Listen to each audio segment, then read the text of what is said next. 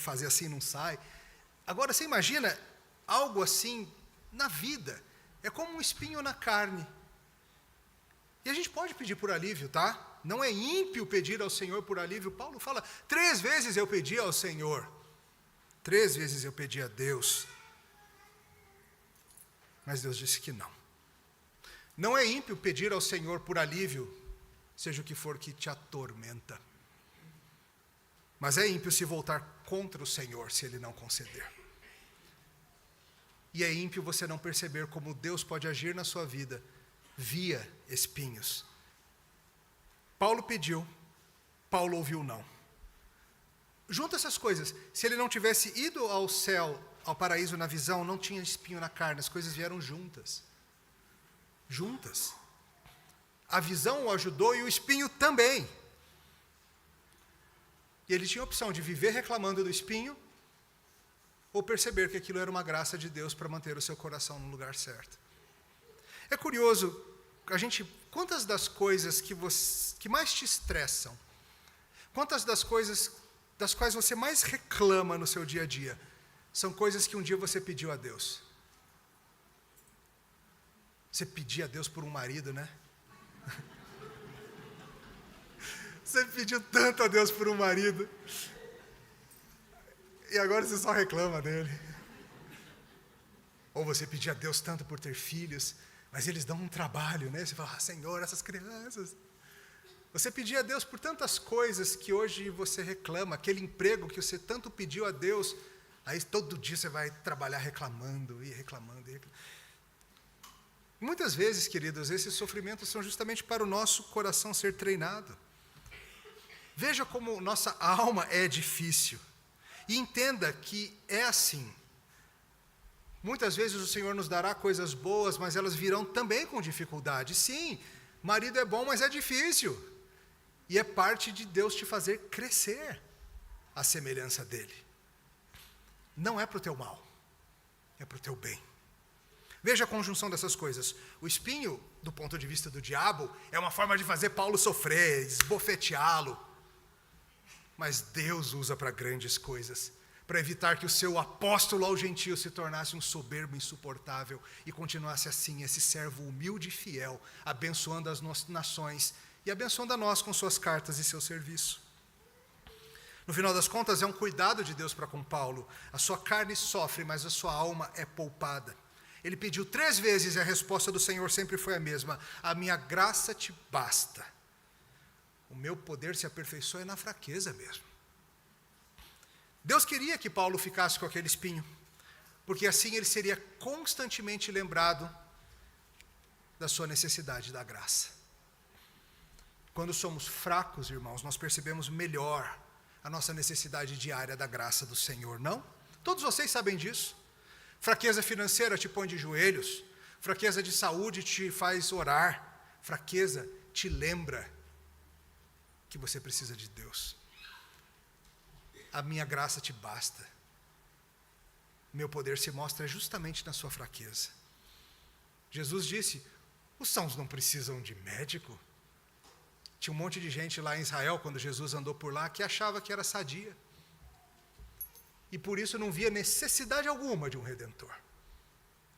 Mas tinha um monte de gente que se percebia fraca, a escória da terra, e corria para os braços dele. O que você prefere ser? A minha graça te basta, irmão. Meu poder se mostra na sua fraqueza. Sendo assim, até o espinho é uma boa, não é? A conclusão aqui no verso 9, ela é belíssima. De boa vontade, então me gloriarei nas fraquezas, para que sobre mim repouse o poder de Cristo. E assim sinto prazer nas fraquezas, nas injúrias, nas necessidades, nas perseguições, nas angústias, por amor de Cristo. Porque quando eu sou fraco, então é que eu sou forte. Se tem algo para me gabar, é justamente em ser fraco.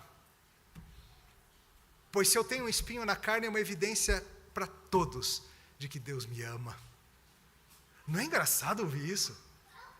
As pessoas hoje em dia tratam o contrário, falam uma enfermidade, uma dificuldade, uma evidência de que Deus não te ama, não gosta de você, está bravo com você. E Paulo olha a sua situação e fala, Deus me ama. Ele está fazendo isso para que eu precise mais dele, para que a força seja dele e a fraqueza seja minha. Quanto mais fraco eu sou, mais fica claro que eu preciso do Senhor. A gente vai cantar daqui a pouquinho aquela canção do John Milton chamada Pedir a Deus.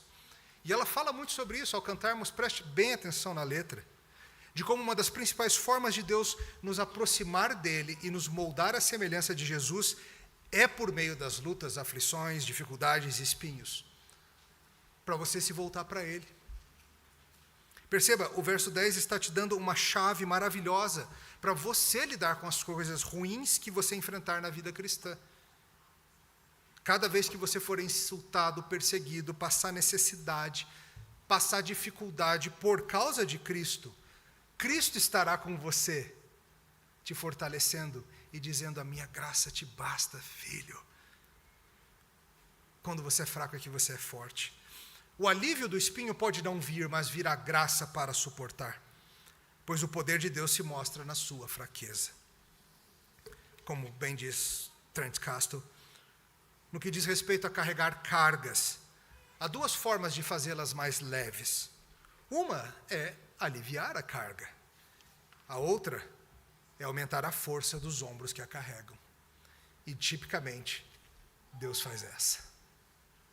Geralmente, Deus não vai aliviar a carga. Deus vai fortalecer os teus ombros. E, muitas vezes, botar ombros alheios para ajudar. Isso coloca em perspectiva tudo o que ele falou antes no capítulo 11 sobre os muitos sofrimentos pelos quais ele passou. O ponto é esse: Deus foi gracioso com ele na vergonha de fugir de Damasco. Deus era com ele levando chicotada de judeus. Deus era com ele em Éfeso com uma multidão louca querendo a sua pele. Deus era com ele. E muitas vezes na vida cristã nós veremos a marca da verdadeira obra do Espírito Santo assim, em gente que passa por lutas cresce em meio a elas pela graça de Deus. Você percebe que isso aqui é o oposto da tal da teologia da prosperidade? Uma teologia que promete uma vida sem sustos, sem crises, sem espinhos. É o oposto do que Paulo diz sobre uma verdadeira ação de Deus, sobre um ministério verdadeiro. Os superapóstolos são sempre fortes e invencíveis, como os pastores de prosperidade, os teólogos coach. Pastores de verdade, diz Paulo, são fracos. E têm nisso a sua força. Andam por aí com seus espinhos. Tem, muito de vez em quando, coisas especiais das quais se gabar.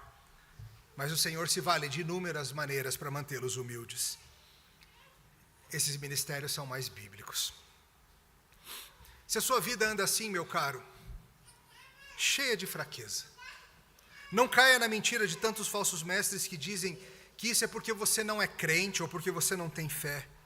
Isso, mais biblicamente falando, é o próprio projeto do Senhor para te fazer crescer à semelhança de Jesus. Porque Ele andou entre nós em fraqueza humilde, não?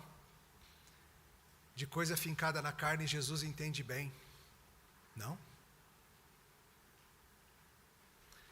Muito provavelmente o Senhor não vai lhe dar uma visão como a de Paulo ou de João e te levar ao paraíso antes da hora.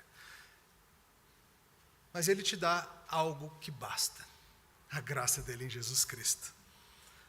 Você tem privilégios que te ajudam a viver aqui, como saber dessas coisas. E Deus lhe dá muitas formas de fortalecimento na vida espiritual, no corpo de Cristo, na palavra pregada, na santa ceia, no batismo, no serviço cristão, na comunhão cristã. E Ele te promete, como prometeu em Apocalipse 2, ao vencedor, dar-lhe-ei que se alimente da árvore da vida, que se encontra no paraíso de Deus. Eu não sei se quando você for meter a mão para pegar o fruto dessa árvore, vai entrar uma farpinha no dedo, e você vai sorrir com aquele espinho. Seria legal Ele dar uma olhadinha no paraíso, não seria? Claro que seria. Mas se você é dele, você, assim como aquele homem que morreu ao seu lado, você tem a boa notícia de que, em breve, andarás com ele no paraíso. Você não vai dar uma passeadinha no paraíso, você vai morar lá. Com isso em vista, até os espinhos ficam mais fáceis de lidar, não ficam? A Ele seja a glória. Te louvamos, Senhor, pelos espinhos na carne, pelas coisas que o Senhor usa para nos manter fiéis. Às vezes é difícil, Senhor, entendermos teus planos e considerarmos teu amor, mas nós te louvamos porque a tua palavra é certa. Nós sabemos que há um paraíso para o qual fomos feitos e do qual caímos, mas nós te agradecemos porque em Cristo o caminho de volta foi aberto. Obrigado, Senhor, pela carne dele perfurada em nosso favor.